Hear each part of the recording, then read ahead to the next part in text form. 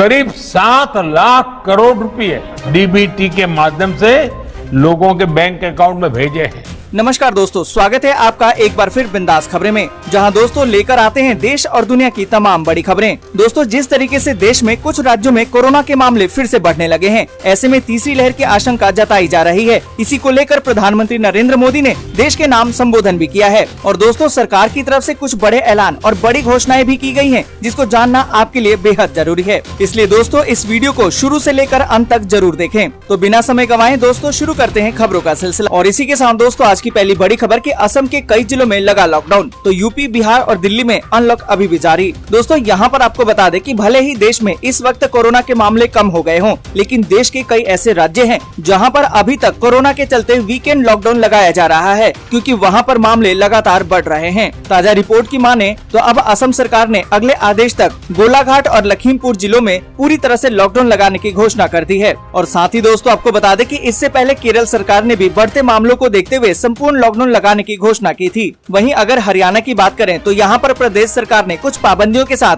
Lockdown 2 अगस्त तक बढ़ा दिया है, जबकि राजधानी दिल्ली में इस वक्त अनलॉक की प्रक्रिया चल रही है। मुख्यमंत्री अरविंद केजरीवाल ने धीरे धीरे सभी प्रतिबंधों को हटाने का ऐलान कर दिया है। और साथ ही दोस्तों आपको बता दें कि झारखंड के धनबाद में भी इस वक्त वीकेंड लॉकडाउन लगा हुआ है। फिलहाल 31 जुलाई के बाद ही सरकार वीकेंड लॉकडाउन खत्म करने का फैसला ले सकती है। और इसी के साथ दोस्तों अगली बड़ी खबर की इस राज्य के कर्मचारियों के लिए खुशखबरी, डीए में हुई है जोरदार बढ़ोतरी, जाने अब कितना मिलेगा। दोस्तों यहाँ पर आपको बता दें कि झारखंड के सरकारी कर्मचारियों के लिए खुशखबरी है। झारखंड सरकार ने अपने कर्मचारियों का महंगाई भत्ता यानी कि डीए 17% से बढ़ाकर 28% करने की घोषणा कर दी है। हाल में केंद्र सरकार ने अपने कर्मचारियों का महंगाई भत्ता बढ़ाए जाने के बाद राज्य ने ये कदम उठाया है। और इसी के साथ दोस्तों अगली बड़ी खबर की 29 से उछलकर सीधे 43,000 हुआ कोरोना केस। केरल अभी भी डरा रहा, क्या तीसरी लहर की ये है आहट। दोस्तों यहाँ पर आपको बता दें कि केरल में मंगलवार को कोविड-19 के 22,129 नए मामले सामने आए और 156 लोगों की कोविड से मौत हो गई। हैरानी की बात तो दोस्तों ये है कि मई में केरल कोरोना से जंग जीत रहा था और कोविड के मामले 29 तक पहुंच गए थे। हालांकि अब ताजा आंकड़े चौंका रहे हैं। पिछले 2 हफ्तों में केरल में 3 लाख लोगों की जांच की गई है। और आपको बता दें कि 50 दिनों के बाद एक बार फिर से ऐसा हुआ है कि एक दिन में 20,000 से ज्यादा मामले मिले हैं। दक्षिणी राज्यों में केरल ऐसा पहला राज्य बन गया है जहाँ इतनी बड़ी संख्या में केस एक दिन के अंदर मिले हैं। और दोस्तों हैरानी वाली बात तो ये है कि देश के सभी नए मामलों में 50% से ज्यादा अकेले केरल से रहे हैं और नए आंकड़ों ने केरल से चिंता और बढ़ा दी है। और इसी के साथ दोस्तों अगली बड़ी खबर की फूड सिक्योरिटी और होगी सिक्योर, FSSAI अब करेगा नेक्स्ट जनरेशन टेक्नोलॉजी का इस्तेमाल। दोस्तों यहाँ पर आपको बता दें कि भारतीय खाद्य सुरक्षा और मानक प्राधिकरण यानी कि FSSAI ने कहा है कि वो खाद्य सुरक्षा यानी कि फूड सिक्योरिटी और उसकी गुणवत्ता सुनिश्चित करने पर काम कर रहा है। एक खबर के मुताबिक वो सूचना रिकॉर्डिंग प्रणाली यानी कि ब्लॉकचेन और मशीनरी लर्निंग जैसे नेक्स्ट जनरेशन टेक्नोलॉजी का इस्तेमाल करने की संभावना तलाश रहा है। रेगुलेटरी बॉडी की इस पहल से आने वाले समय में कस्टमर को फूड सेफ्टी के मामले में और ज्यादा भरोसा मिलेगा। और इसी के साथ दोस्तों अगली बड़ी खबर की स्पुतनिक वी को लेकर बड़ी खबर, अब इंतजार होगा खत्म,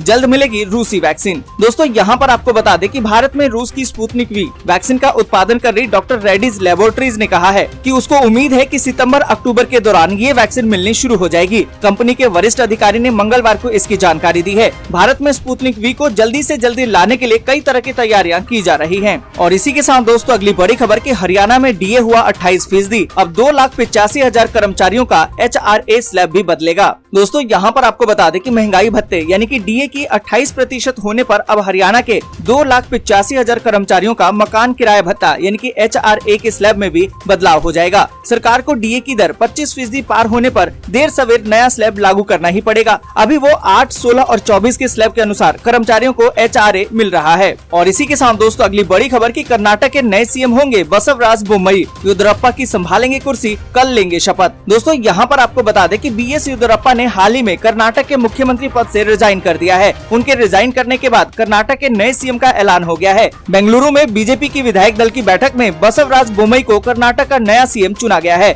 इस बैठक से पहले केंद्रीय मंत्रियों ने राज्य के कई नेताओं से मुलाकात की थी। दोस्तों आगे आगे बढ़े उससे पहले वीडियो को लाइक और शेयर जरूर कर दें। अगर अभी तक आपने चैनल को सब्सक्राइब नहीं किया है तो सब्सक्राइब जरूर से कर लें। और इसी के साथ दोस्तों अगली बड़ी खबर की जानलेवा कोविड-19 से बचाव में 93% तक कारगर है कोविशील्ड, मृत्यु दर में आई है कमी। दोस्तों यहाँ पर आपको बता दें कि जानलेवा वायरस कोरोना से बचने का सबसे कारगर तरीका वैक्सीन ही है और इस समय देश में मुख्य रूप से कोविशील्ड और कोवैक्सीन की डोज लेने वाले लोगों को कोरोना वायरस से बचाने के लिए कहा जा रहा है। अब तक देश के करीबन 45 करोड़ लोगों को वैक्सीन की डोज लग चुकी है और अब कोविशील्ड को लेकर सरकार ने कुछ खुलासे किए हैं। मंगलवार को सरकार की तरफ से जानकारी दी गई है कि कोरोना से बचाव में कोविशील्ड 93% तक कारगर है, जबकि इससे मृत्यु दर में 98% तक की कमी पाई गई है। और इसी के साथ दोस्तों अगली बड़ी खबर की आधार बनवाने के बदल गए हैं अब नियम, UIDAI ने दी है जानकारी। आप पर पड़ेगा अब इसका सीधा असर। दोस्तों यहाँ पर आपको बता दें कि आधार कार्ड से जुड़ी एक बड़ी खबर है। दरअसल भारतीय विशिष्ट पहचान प्राधिकरण यानी कि UIDAI ने बच्चों का आधार बनवाने की अब प्रक्रिया बदल दी है।